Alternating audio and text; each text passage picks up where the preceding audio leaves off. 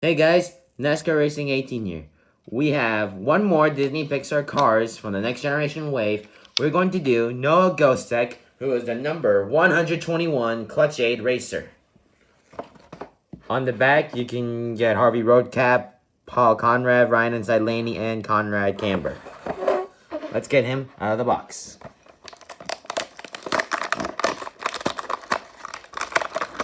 Here is the number 121 car. Noah Gocek.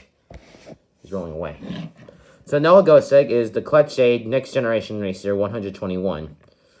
So he is blue with green. Usually the 121 racer is usually blue, green, and white, but it appears there's no white. Also, instead of saying Clutch Aid as a sponsor, it says on his spoiler, and has the plus sign, because it's like a bandage. Now, you can see him in the film Cars 3 during the Florida 500 because he is one of the few next-generation racers to be at the Florida 500.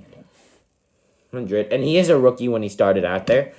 He has green tires.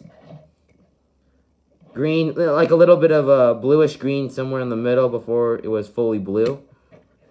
121. The number 121 is green. I think that's what they were in Cars 1 and Cars 3 for the veteran version.